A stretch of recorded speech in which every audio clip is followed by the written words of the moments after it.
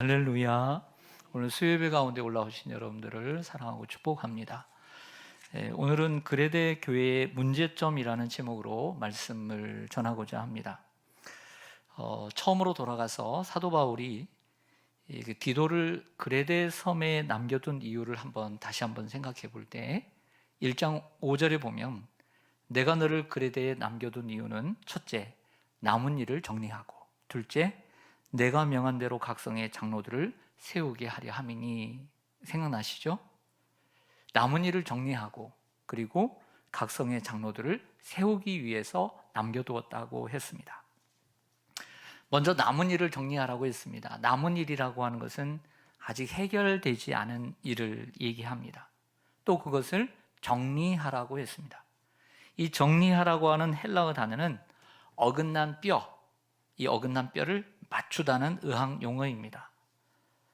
우리가 우리의 몸에 심각한 문제가 생겼는데 어그러진 몸이 있는데 그것을 우리가 맞추지 않으면 우리는 몸이 아플 것입니다.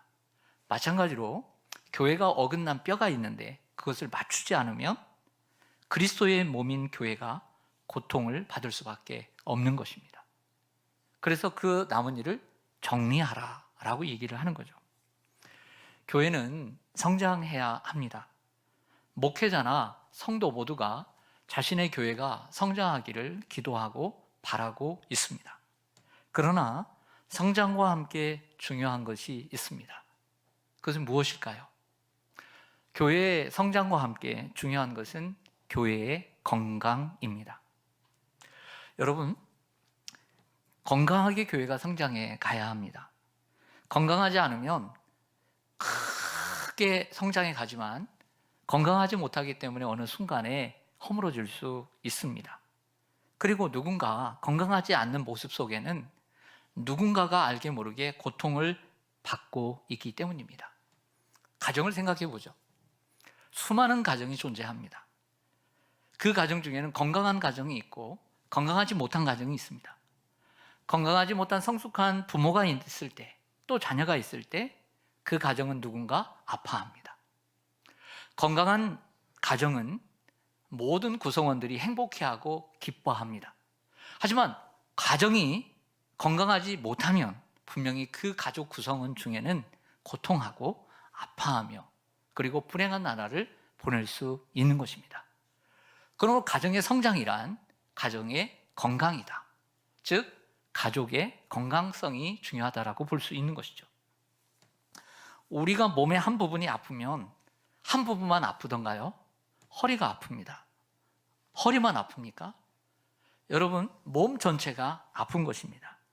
최근에 여러분 몸이 아파 보신 분 계세요? 다 있으실 겁니다. 저는 필리핀에서 선교여행 중에 살짝 아픈 적이 있습니다. 금요일이었는데요. 상간에 필리핀 교회에 가서 하루 종일 일을 하는데 날카로운 것이 돼서 이 손톱 사이에 들어간 거예요. 그래서 바로 밥을 먹으라고 하더라고요. 파서 밥을 먹었죠. 그래서 하루 종일 일을 했는데 밤에 좀 아프더라고요. 그래서 거기까지도 제가 이제 좀 후시딘을 가지고 갔습니다. 그래서 그 손톱 사이에 이제 바르고 이제 나을 줄 알았어요. 후시딘은 저에게는 뭐 보통 약이 아니었습니다. 뭐든지 다 나았으니까요. 그런데 이번에는 안 나는 거예요. 이 후시딘으로. 여기가 탱탱 붓기 시작했습니다. 예. 그래서 토요일 날 밤에 이제 행사를 마치고 다 내려왔는데 이제 선교사님과 같은 그 공간 안에서 선교사님 방이 있고 거실이 있고 제 방이 있는데 거기에 그 거실의 한편에 약이 좀 쌓여 있는 것 같아요. 그래서 혹이라도 내게 없는 약이 있을 것 같아서 그래서 뭐가 있나 봤더니 마침 배임, 상처 이런 약이 있는 거예요. 내가 마침 배였거든요. 그래서 그것을 밤에 바르고 잤어요. 그랬더니 그 아침에 거의 절반이 나은 거예요. 할렐루야. 제가 너무나 손이 부어서 여기 하나인데 제가 이렇게 물건을 못 들겠더라고요. 내가 이렇게 해서는 내가 도움이 안 될 것 같다. 그래서 사실 걱정을 많이 했어요. 근데 하나님께서 며칠 동안 그 약을 계속 발랐더니 출국할 때까지 완전히 거의 다 낫게 되었습니다. 성도 여러분, 여러분도 아픈 곳이 있을 것입니다. 그런데 그 아픈 곳으로 인해서 몸 전체는 아픈 거예요. 교회도 그렇습니다. 교회 안에 어떤 심각한 문제가 생기면 그에 해당하는 성도님들만 아픈 것이 아닙니다. 그리스도의 몸인 교회 전체가 고통을 받을 수 있습니다. 그래서 교회는 성장도 중요하지만 건강이 함께 중요한 거예요. 할렐루야. 여러분, 가정이 내가 더 넓은 집으로 가는 건 참 기쁜 일이고 행복한 일입니다. 연봉이 늘어나는 것도 행복한 일이죠. 그러나 가족 구성원 간에 유대관계가 더 사라지고 더 불행해진다면, 부부 사이가 멀어지고 그렇다고 한다면 그 가정은 성장하지만 건강한 가정이라고 절대 말할 수가 없는 것입니다. 교회도 교회가 커지고 새로운 교회를 건축하는 것도 참 중요합니다. 그러나 동시에 교회는 건강하게 성장해 가야 될 줄로 믿습니다. 사도 바울이 디도에게 정리하라는 그 남은 일이란 디도서 안에서 힌트를 얻을 수 있는데요, 바로 그 본문이 오늘 10절에서 16절, 디도서 1장 10절에서 16절입니다. 자, 어떤 문제가 있는지 한번 보겠습니다. 10절, 11절 보겠습니다. 제가 읽겠습니다. 불순종하고 헛된 말을 하며 속이는 자가 많은 중 할례파 가운데 특히 그러하니 그들의 입을 막을 것이라. 이런 자들이 더러운 이득을 취하려고 마땅하지 아니한 것을 가르쳐 가정들을 온통 무너뜨리는 도다. 아멘. 그리스도 교회에 이제 그 문제가 되는 사람들 중에 이제 특히 이 문제가 되는 사람들을 가리켜 사도 바울은 할례당이라고 얘기합니다. 할례파. 따라서 하겠습니다. 할례파. 할례파는 유대인일까요? 이방인일까요? 당연히 유대인이죠. 유대인들은 할례를 중요시 여겼고 할례를 받아야 구원을 받았다라고 강조하는 사람들, 유대주의자들 아니면은 유대인들이었을 것입니다. 여기서 무슨 얘기냐면 할례를 중요시 여기고 구원의 중요한 수단으로 생각하는 사람들, 할례를 구원의 중요한 수단으로 생각하는 사람들입니다. 그러나 실제적으로 성경에 비추어보면 그 말은 맞는 말일까요? 틀린 말일까요? 틀린 말이죠. 할례는 구원을 받는데 필요 충분 조건이 아닙니다. 필요한 수단이 아닌 것이죠. 그러면 중요할까요? 덜 중요할까요? 덜 중요하죠. 그런데 이처럼 덜 중요한 것을 중요하게 생각하고 이건 정말 중요하다라고 생각하는 것이 건강하지 못한 것입니다. 우리도 가정생활을 하면서 돈이 중요하다라고 할 수 있습니다. 뭐가 중요하다 할 수 있는데 정말 생각할 때 그게 중요한 건 아닌 것 같은데 그것을 중요하다라고 고집하는 것이 문제인 것입니다. 교회 안에도 마찬가지입니다. 전혀 중요하지 않은데 중요하다고 강조하는 것입니다. 이런 것들이 교회의 건강을 해치는 것입니다. 중요하지 않은데 중요하다고 생각하는 것입니다. 이것을 사도 바울은 교회의 전통이다 라고 얘기도 하고 어떤 비본질적인 것, 본질이 아닌 비본질을 얘기할 수 있다는 것입니다. 피아노가 이쪽에 있어야 된다, 저쪽에 있어야 된다. 비본질이죠. 더 좋은 곳에 놓으면 되는 것입니다. 그런데 이러한 문제들을 예를 들어서 중요하게 생각한다. 그러면 교회는 건강하지 못한 거가 되는 것이죠. 여러분, 이들의 가르침은 거짓이었고 그들은 자기의 이득을 취하려고 가정들을 무너뜨리는 자들이라고 얘기를 합니다. 여러분, 우리가 이렇게 생각해야 합니다. 그때의 교회를, 초대교회의 교회를 지금의 우리처럼 교회를 생각하면 안 됩니다. 그때 당시에 대부분의 교회는 무슨 교회였다? 가정교회였다. 가정에서 20명, 30명, 40명, 많게는 50명이 모이는 교회이기 때문에 가정들을 무너뜨린다는 말은 교회들을 무너뜨린다는 말을 하고 있는 것입니다. 디도는 이런 자들을 바로 잡아야 했습니다. 이런 자들을 일반적으로 학자들은 이단 혹은 거짓 교사들이다라고 이름들을 합니다. 여러분, 무엇이 참인지 거짓인지는 어떻게 알 수 있을까요? 우리가 어떤 물건을 삽니다. 이거 참 좋은 물건이에요. 근데 한 2만 원짜리 같은데 5만 원에 샀어. 이거 잘 산 건가? 생각했는데 써보니까 내구성이 좋고 잘 깨지지 않고 또 원하는 대로 잘 됩니다. 그럼 잘 산 거예요? 못 산 거예요? 잘 산 거예요. 잘 산 거죠.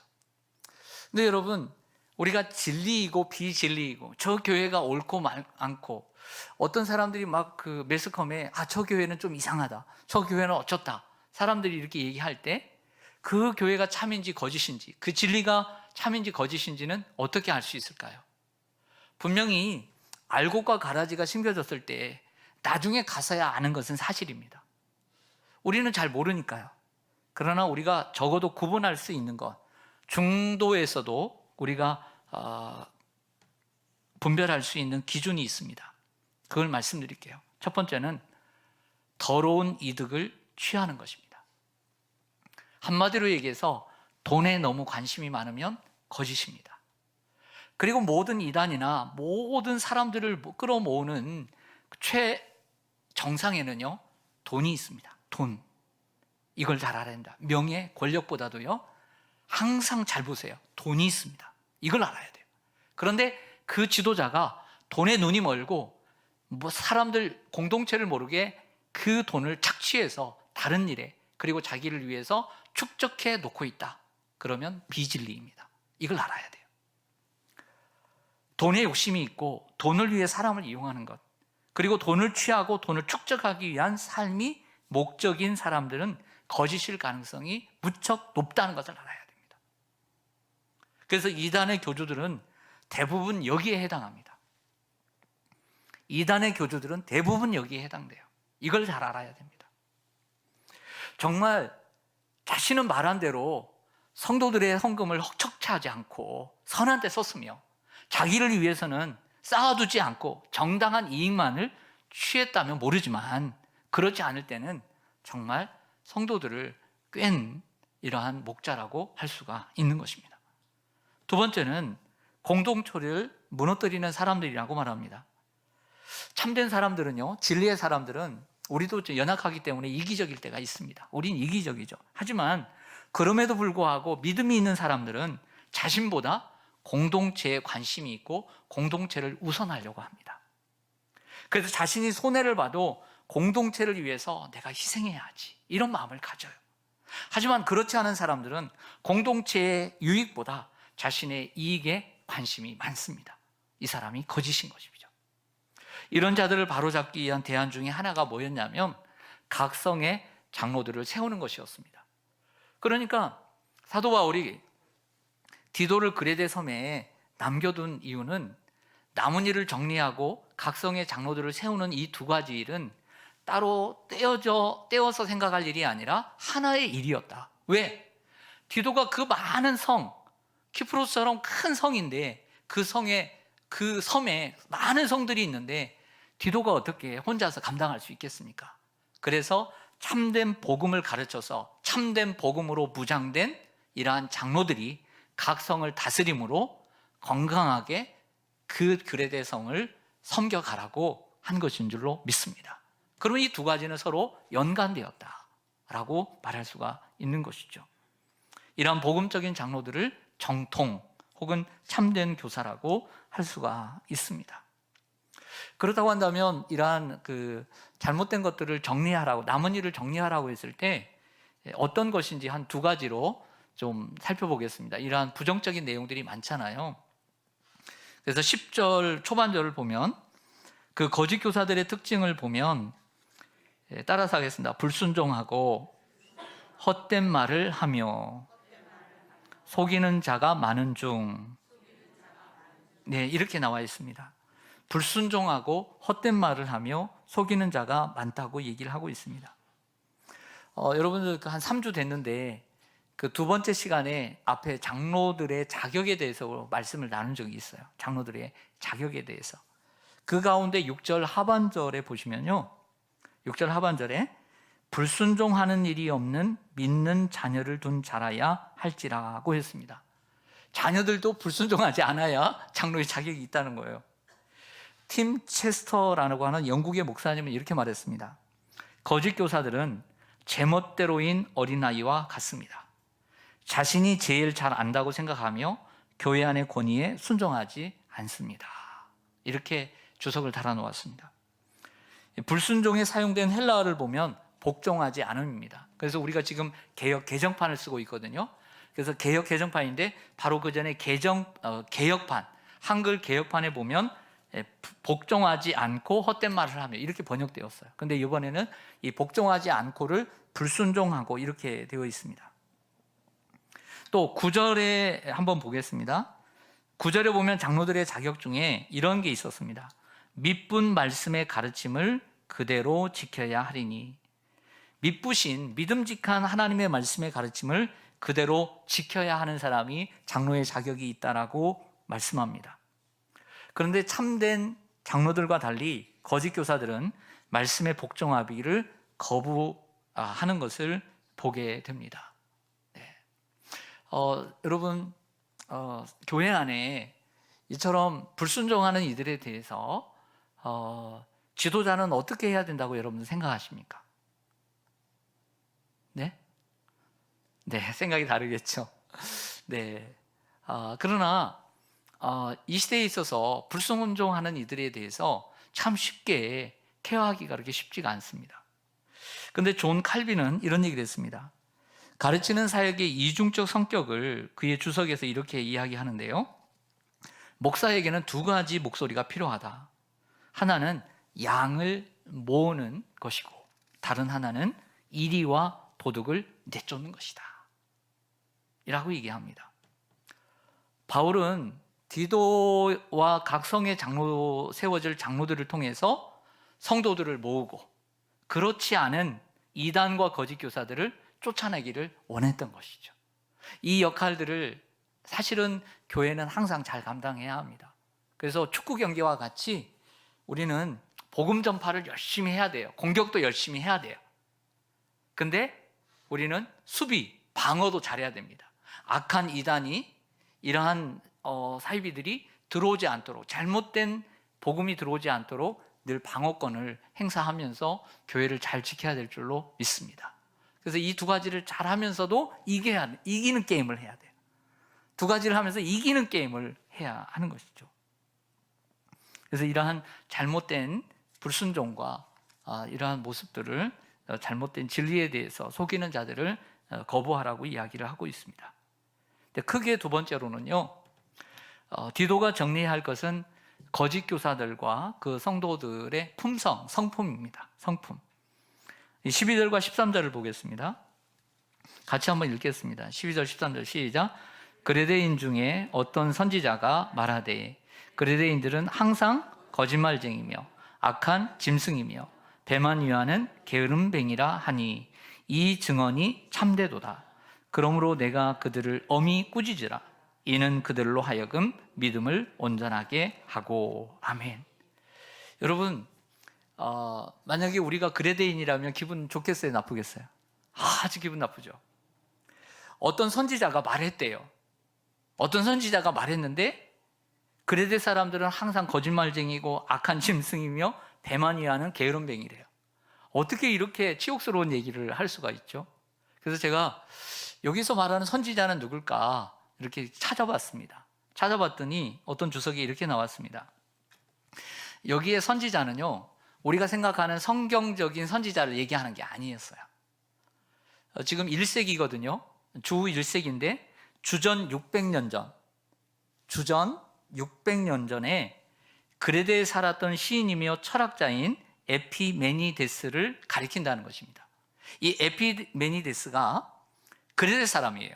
근데 이 에피메니데스는 우리가 생각하는 성경적인 의미에서 선지자가 아닙니다. 다만 그 주전 3세기인가요? 아리스토텔레스나 키케로가 그를 선지자라고 불렀고 그레데 그 동족들도 그런 칭호를 주었다는 거예요. 아주 대단한 사람이었다는 거죠.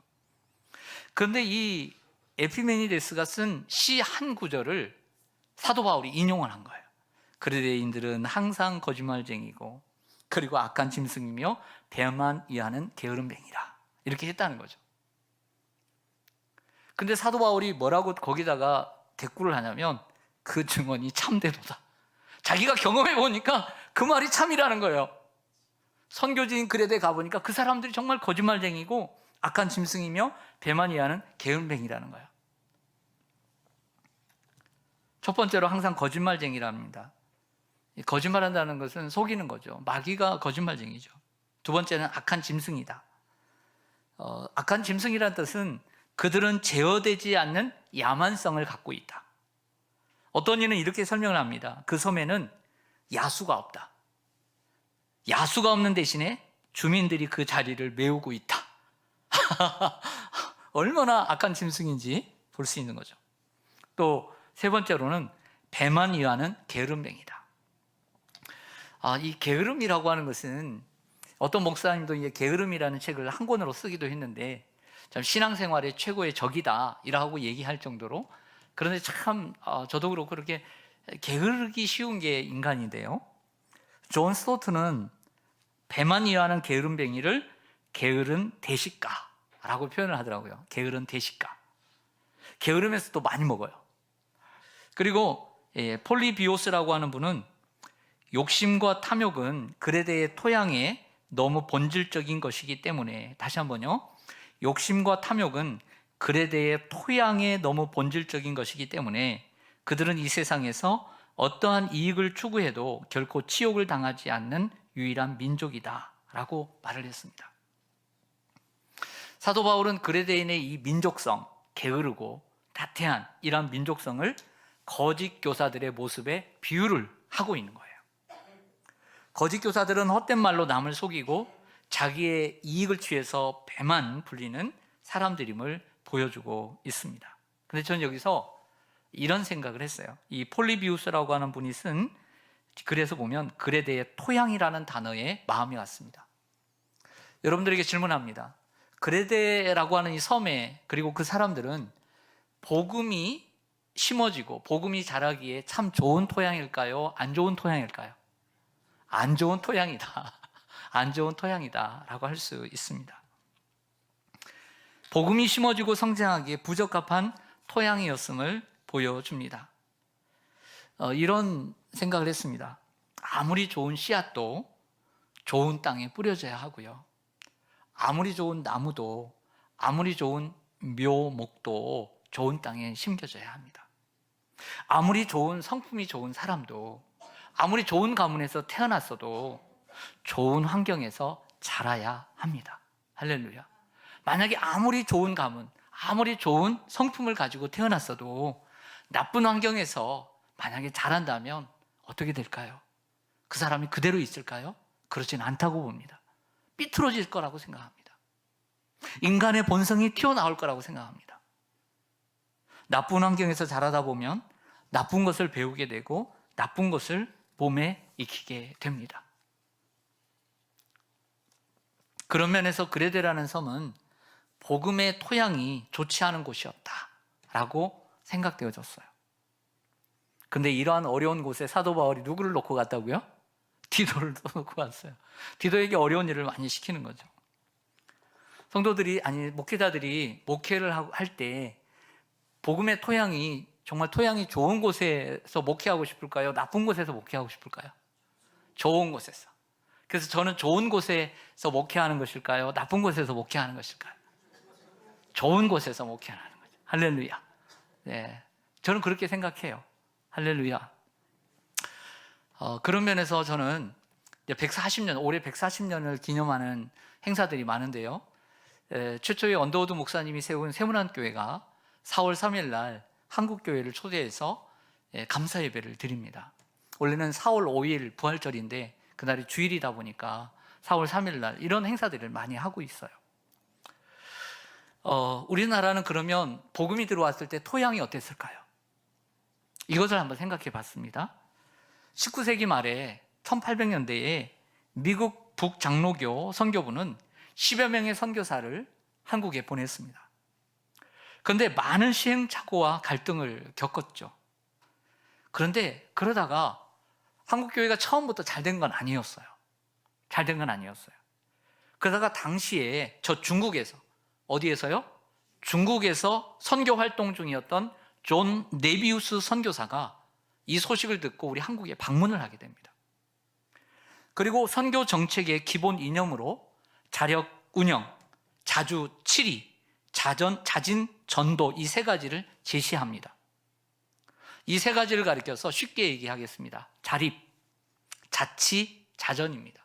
따라서 하겠습니다. 자립 뭔지 알죠? 스스로 자립하라는 거예요. 우리가 안 도와줄 테니까 너희끼리 자립하라는 거예요. 두 번째, 자치. 우리가 끝까지 너희의 지도자가 되지 않겠다. 지도자를 세워서 그 지도자들이 너희를 다스리도록 하겠다. 이게 자치입니다. 목회자를 양성하겠다. 세 번째, 자전. 스스로 너희들이 복음을 전할 수 있도록 해라. 그래서 자립, 자치, 자전, 이 세 가지를 강조하게 됩니다. 이러한 선교 정책은 한국 장로교의 보편적인 선교 정책이 되었고요, 그뿐만 아니라 타 교파의 선교 정책에도 영향을 미치게 되었습니다. 쉽게 해서 얘기합니다. 외부 지원에 의존하지 않고 스스로 운영되게 하게끔 교회를 만든 것입니다. 또 자체적으로 지도자를 세우게 했습니다. 이게 한국교회입니다. 그리고 스스로 복음을 열심히 전파하도록 했던 것이죠. 이것을 뭐라고 하냐면 그 선교사님의 이름을 붙여서 네비우스 선교 정책이라고 해요. 아주 중요한 우리 한국의 기독교 역사 가운데 우리가 잊어서는 안 되는 것입니다. 따라서 하겠습니다. 네비우스 선교 정책. 뭐라고요? 세 가지가? 세 가지. 자립, 자치, 스스로 다스리고, 자전. 이건 이렇게 세 단어는 꼭 기억하셨으면 좋겠어요. 우리가 기독교인들이 가지고 우리가 생각해야 될 것입니다. 근데 아이러니가 있습니다. 이 네비우스가 어디서 선교하고 있었다고 그랬죠? 중국. 근데 중국에서도 이 선교 정책을 썼을까요? 안 썼을까요? 당연히 썼죠. 썼으니까 가져온 거죠. 그럼 성공했을까요? 안 했을까요? 안 했습니다. 중국에서는 성공을 하지 않았어요. 중국에서 성공을 했으면 지금 중국이 그렇겠습니까? 성공을 못했습니다. 근데 어디서는 성공했다? 우리 한국에서는 성공했어요. 할렐루야. 이게 감사한 거예요. 우리나라는 성공하게 되었고 지금은 한국교회가 될 수 있는 발판이 되었습니다. 많은 나라는 아니지만 베트남, 필리핀, 중국, 일본, 그리고 대만 이런 나라들을 동아시아 이렇게 나라들 가보면 우리나라보다도 태국도 마찬가지입니다. 우리나라보다도 복음이 더 빨리 전개되었습니다. 그러면 충분히 우리보다 더 성장했어야 합니다. 그러나 우리가 이번에 필리핀 교회도 세웠지만 필리핀의 수많은 교회들이 자립을 못합니다. 자립할 수 있을 것 같은데 안 됩니다. 근데 우리 대한민국은 그 가난한 상황 가운데서도 자립을 할 수 있었던 거죠. 놀라운 사실입니다. 그래서 선교사님들에게만 의존하지 않고 우리가 여기까지 온 줄로 믿습니다. 분명히 미국이나 캐나다, 호주, 많은 네덜란드 교회들이 도운 건 사실입니다. 연세대학교, 언더우드 선교사가 와서 연희 전문 학교를 세웠습니다. 그리고 거기에 병원, 의료 선교를 함께 함으로써 가서 그 제중원의 두 번째인가 세 번째 그 선교사님 에비슨이 가서 탄원을 하죠. 청원을 합니다. 여러분, 대한민국이라는 이 나라가 있는데 참으로 의료 선교가 필요합니다. 병원을 지어야 합니다. 그래서 사업가인 세브란스가 거금을 헌금하게 됩니다. 그래서 그 병원 이름을 세브란스라고 이름을 지었죠. 지금도 다들 선호하는 병원이 되었습니다. 그래서 그 두 학교와 그 병원을 함께 해서 세운 학교가 연세대학교입니다. 연희전문학교와 세브란스, 이 두 개의 합이 연세대학교인 것이죠. 이처럼 많은 선교의 우리가 빚을 지고 있지만 그래도 우리나라만큼 자립하고 신학교를 세워서 신학생을, 목회자를 만들고 이런 나라가 거의 없어요. 정말 세계를 도울 수 있는 세계 선교의 2위 나라가 미국을 다음해서 두 번째 나라가 되지 않았습니까? 한국은 저는 토양이 좋았다고 생각합니다. 아니, 토양이 좋지 않았어도 선교사님들이 복음을 통해 좋은 토양으로 만들어 갔습니다. 디도와 같은 헌신된, 즉 그들은 참 좋은 생각을 가지고 있었습니다. 우리를 봤을 때 얼마나 미개하게 봤겠습니까? 그들이 봤을 때 화장실 어떻게 보겠습니까? 우리를 봤을 때 어떻게 봤겠습니까? 무시할 수도 있었습니다. 그러나 나중에 그들도 같이 회개하고 우리가 그런 마음이 있었다, 솔직하게 얘기하고, 그리고 회개한 역사도 있습니다. 우리를 믿고 맡기는 거죠. 술과 담배를 멀리하게 했고요. 성도들은 성경을 중심으로 사경회를 많이 열었고요. 그리고 교회가 잘못된 길로 갔을 때 엄중한 권징으로 교회의 순수성을 지켜온 교회가 한국 교회입니다. 그럼에도 불구하고 한국 교회는 토양이 좋았습니다. 첫째는 정치적, 시대적인 상황입니다. 우리나라는 19세기 말 개화기를 맞이하면서 반대파도 있었지만 외부의 새로운 사상과 종교를 수용하려는 분위기가 조성되었습니다. 그리고 선교사들이 제공하는 교육과 의료에 큰 호감을 갖게 되었습니다. 준비가 된 나라였습니다. 고종황제도 반대파에 부딪히기도 했지만 많은 서구의 문물을 받아들이기 위해서 중국에, 일본에 많은 일꾼들을 미리 보냈습니다. 그래서 고종은 오픈하는 생각을 가지고 개화해야 된다라고 생각을 했던 것이죠. 그리고 또 하나는 민족성이라고 생각합니다. 우리 한국인의 민족성이 큰 토양이었다. 우리 한국인은요, 근면합니다. 그리고 본성이 착한 편에 속해요. 게으르지 않고 부지런합니다. 부지런해요. 보면 어려운 살림이라도 새벽부터 일어나서 열심히 일을 합니다. 그리고 서로 협동할 줄 압니다. 그리고 종교성이 있고 열심히 있습니다. 오래전에 그 불교도 있었고 오래전에 그 조선시대에 유교도 있었지만 그래도 새로운 종교에 대해서 흡입하는 흡입력이 좋은 토양이었다라고 볼 수 있습니다. 그러나 아무리 토양이 좋아도 심는 이와 물 주는 이가 있어야 하고 그리고 자라게 하는 분이 있어야 할 줄로 믿습니다. 그러면서 우리 한국교회는 하나님이 계획하신 하나님의 은혜가 있었음을 고백합니다. 개인적으로도 참 그래도 제가 지금 태어나지 않고 제가 믿지 않는 가정에서 태어났지만 가난한 중에 그리고 제가 어릴 때 바로 마을에 교회가 세워지고 그 심령이 가난할 때에 배고플 때에 교회를 가게 하고 그래서 전해지는 말씀을 그대로 의심하지 않고 믿게 된 것도 제가 토양이 좋았다고 생각해요. 할렐루야. 여러분은 어떻습니까? 여러분 혹시라도 어른이 되어서 예수를 믿는 분이 있다면 참 토양이 팍팍할 수도 있을 것입니다. 그러나 우리가 어릴 때 예수를 믿었다면 좋은 토양 안에서 복음을 받아들이고 성장한 줄로 믿습니다. 그러나 그럼에도 불구하고 하나님의 은혜가 아니면 될 수가 없는 줄로 믿습니다. 지금도 토양이 좋지 않은 지역 안에서 지금도 토양이 좋지 않은 그레데 같은 땅에서 디도와 같이 보냄을 받고 수고하는 이들이 참 많이 있습니다. 또 우리가 그들을 위해서 함께 기도하고 복음에 참여해야 될 줄로 믿습니다.